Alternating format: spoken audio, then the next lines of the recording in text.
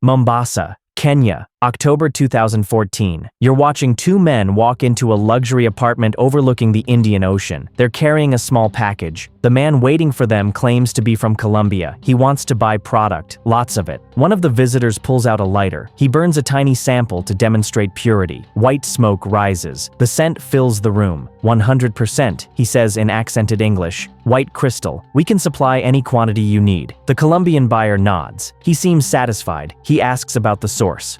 The Sultan, comes the reply. A man from Pakistan. Very reliable. Very professional. What the two visitors don't know, the Colombian buyer isn't Colombian. He's a DEA agent, and every word they're saying is being recorded on hidden cameras. This meeting will eventually destroy a criminal empire that spans 4 continents. Meet Mohammed Asif Hafiz, ambassador to one of London's most prestigious polo clubs, businessman, philanthropist, and according to US officials, one of the world's most prolific traffickers. But in October 2014, as his associates burn samples in a Mombasa apartment, Hafiz has no idea the walls are closing in. Part 2.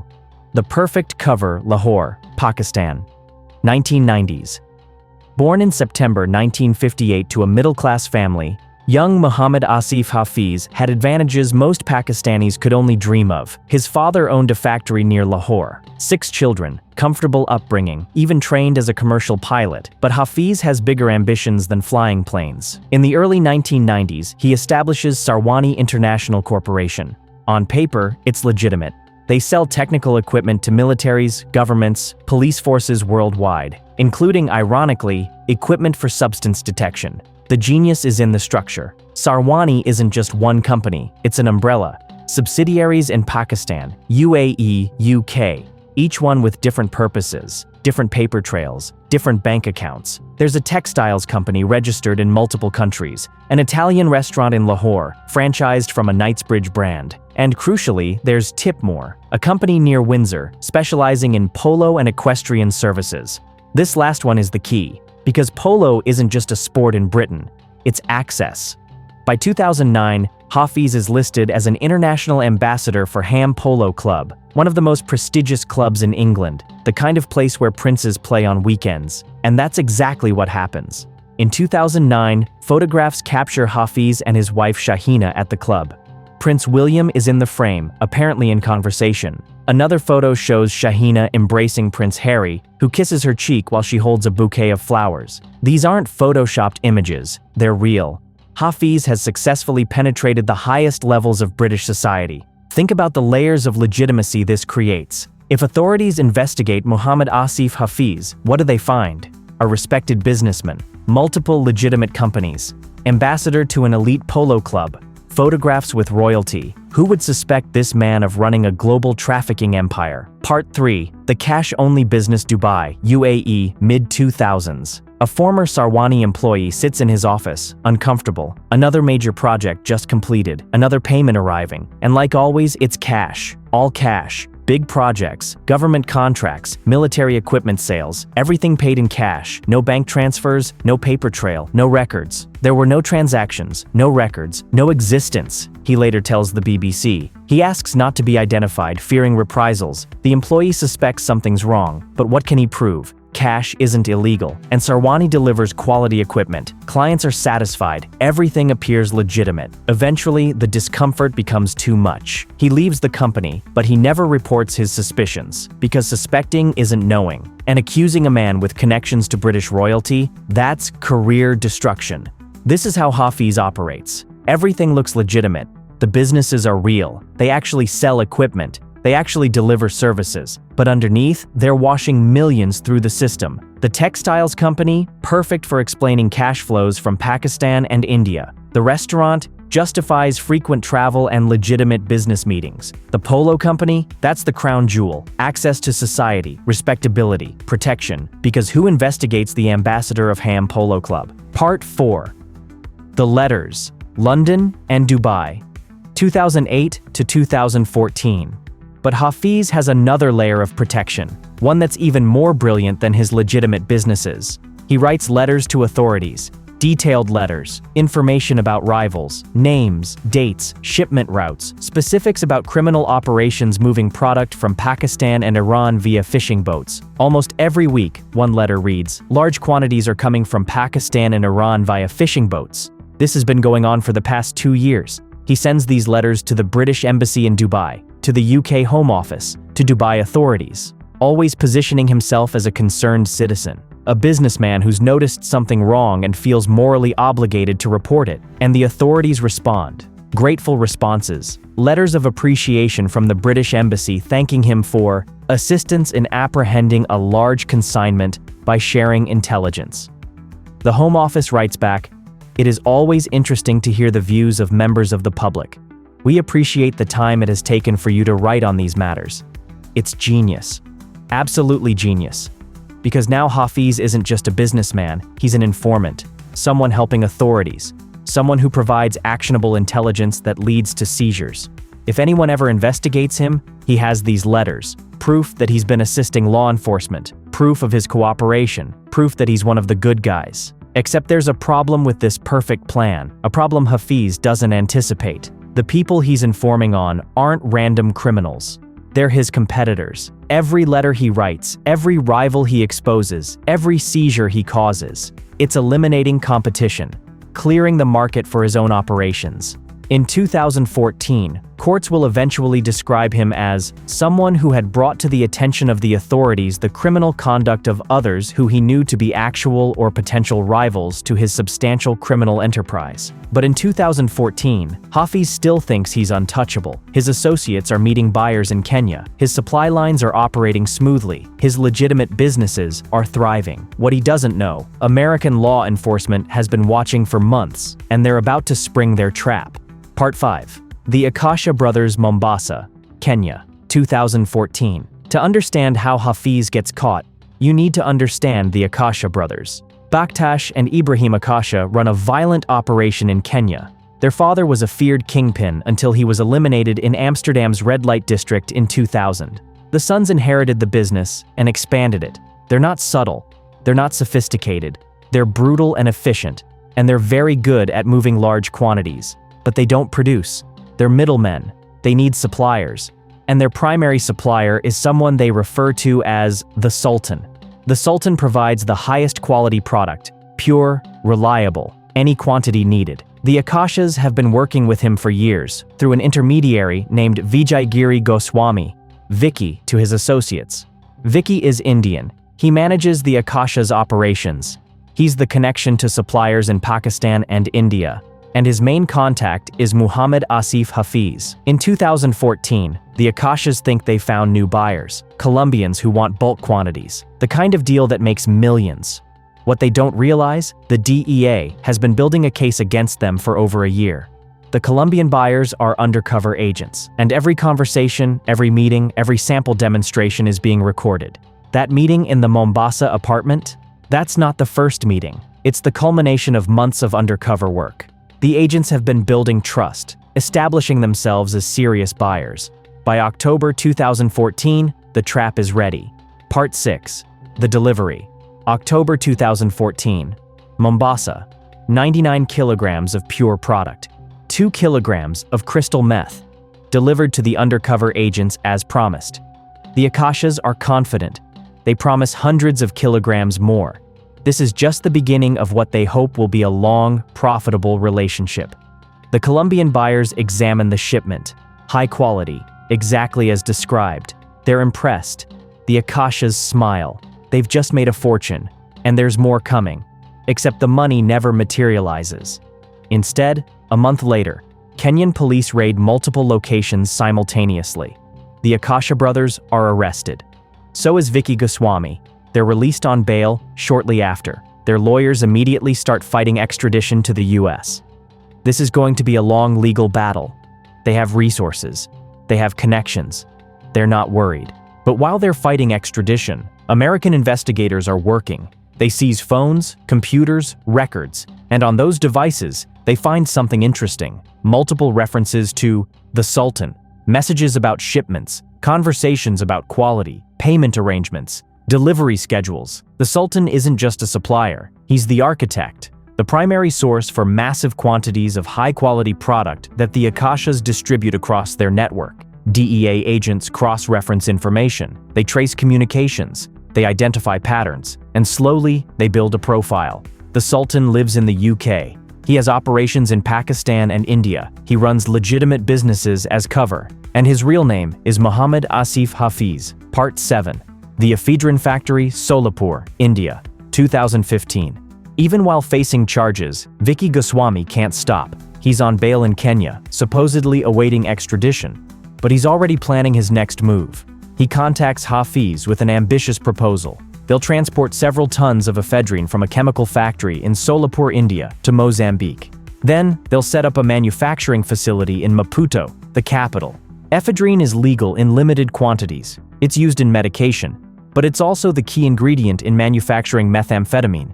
Several tons of ephedrine could produce enough meth to supply entire regions. The plan is sophisticated. The factory in Solapur is legitimate. They're manufacturing legal chemicals. Nobody will suspect that tons of ephedrine are being diverted for illegal purposes. Hafiz and Goswami coordinate the details. Transportation routes, shipping manifests, cover documentation. Everything appears legitimate on paper. The factory in Mozambique is already being set up. Equipment ordered. Location secured. Workers hired for what they think is a legitimate pharmaceutical operation. By 2016, everything is ready. The first major shipment is about to move. Then Indian police raid the Solapur factory. They seize 18 tons of ephedrine. 18 tons, enough to manufacture millions of doses of methamphetamine. The operation is destroyed before it even begins. Workers are arrested, the factory is shut down, and investigators add this evidence to their growing case against Hafiz and Goswami. But Hafiz still doesn't know he's the target. He's in London, living his life, attending polo matches, running his businesses, writing letters to authorities about his competitors. He thinks he's untouchable. He's wrong. Part 8. The extradition begins January 2017, Nairobi, Kenya. After more than 2 years fighting extradition, the Akasha brothers and Vicky Goswami finally board a plane to New York. They're in custody. The legal battles are over. They're going to face trial in the United States. The evidence against them is overwhelming. Recorded conversations, video footage, seized shipments, testimony from undercover agents, financial records. But American prosecutors want more than just the Akasha brothers. They want the suppliers. They want the entire network. And most importantly, they want the Sultan. 8 months later, August 2017, London. Armed officers surround a luxury apartment building in St. John's Wood, one of London's most affluent neighborhoods, the kind of place where wealthy businessmen live quietly among wealthy neighbors. They knock on the door of Muhammad Asif Hafiz's flat. He's 59 years old. He answers calmly. He's surprised, but not panicked. Surely this is a mistake. But it's not a mistake. The officers have an arrest warrant, charges from the United States, conspiracy to manufacture and distribute controlled substances, conspiracy to import into the US. Hafiz is taken to Belmarsh prison, high-security facility in southeast London, the same place that holds terrorists and the most dangerous criminals. From his cell, Hafiz begins what will become a 6-year fight against extradition. Part 9. The Defense Strategy. Belmarsh Prison, London, 2017 to 2023. Hafiz's legal strategy is brilliant. He's not claiming innocence. He's claiming protection. Remember those letters he wrote to British and Dubai authorities? The ones informing on rivals? He presents these as evidence that he's been an informant. Someone helping law enforcement. Someone who provided valuable intelligence. And now, he argues, he's at risk. If he's extradited to a US prison, other inmates will discover he's an informant. They'll target him. His life will be in danger. He submits the letters of appreciation from the British Embassy. The Home Office responses, everything that shows he communicated with authorities. His lawyers argue this to magistrates, then to the High Court, then to the European Court of Human Rights. At every stage, the courts examine the evidence, and at every stage, they reach the same conclusion. Hafiz wasn't an informant helping authorities. He was a criminal eliminating competitors. The ECHR describes him as someone who had brought to the attention of the authorities the criminal conduct of others who he knew to be actual or potential rivals to his substantial criminal enterprise. In other words, every letter was strategic. Every tip was calculated. He wasn't fighting criminal activity. He was conducting business. Part 10. The health argument. When the informant argument fails, Hafiz tries a different approach: his health. He's 59 years old, soon to be 60, then older as the years pass in Belmarsh. He has type 2 diabetes. He has asthma. He requires regular medical care. His lawyers argue that conditions in a US prison would be inhuman and degrading for someone with his health issues. The medical care wouldn't be adequate. He might not survive a lengthy sentence. This argument has worked for others. British courts have sometimes blocked extraditions on humanitarian grounds, but prosecutors present evidence. American prisons have medical facilities. They treat diabetes. They manage asthma. Thousands of inmates with similar conditions receive adequate care. And more importantly, the severity of the charges outweighs health considerations. This isn't a minor offense. This is conspiracy to distribute quantities that could produce millions of doses. The courts rule against Hafiz again. His health concerns don't justify blocking extradition. Part 11. The Guilty Pleas, New York, 2019. While Hafiz fights extradition in London, his co-conspirators face justice in New York. Vicky Goswami pleads guilty. He agrees to cooperate with prosecutors. He provides detailed testimony about operations, shipments, communications with Hafiz.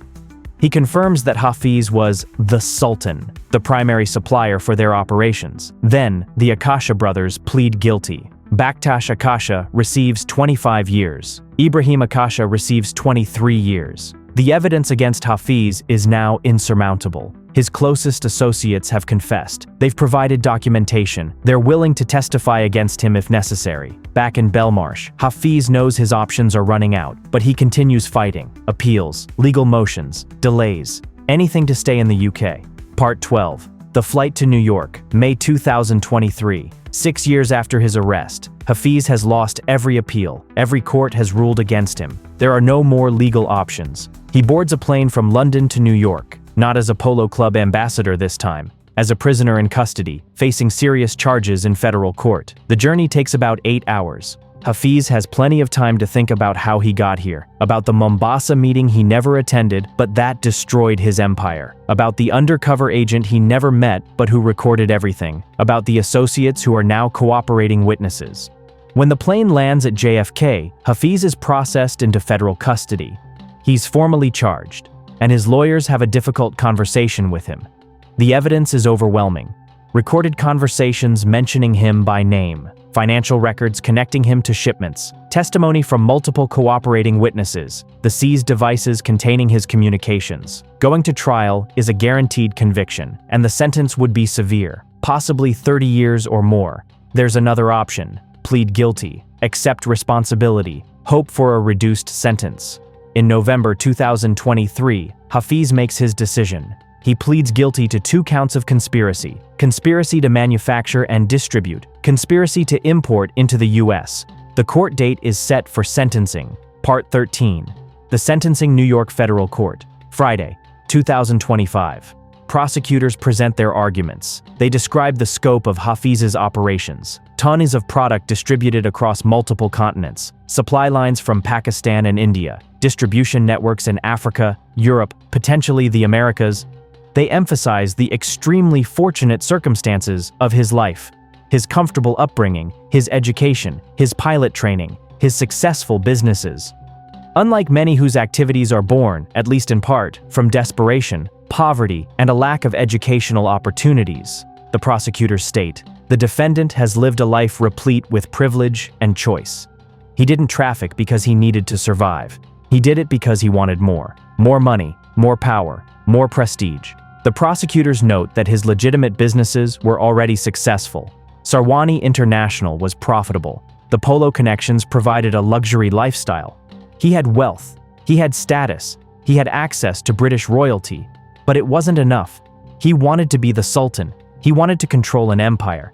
And that empire destroyed lives, created addicts, fueled violence, devastated communities across multiple countries. The defense argues for leniency. Hafiz is now 66 years old. He's been in custody since 2017, 8 years already served. His health is poor. He's expressed remorse, but the judge isn't swayed. The crimes are too serious, the scale too massive, the calculated nature of the enterprise too egregious. The sentence: 16 years in federal prison. With time served since 2017, Hafiz will be released in 2033. He'll be 75 years old, if he survives.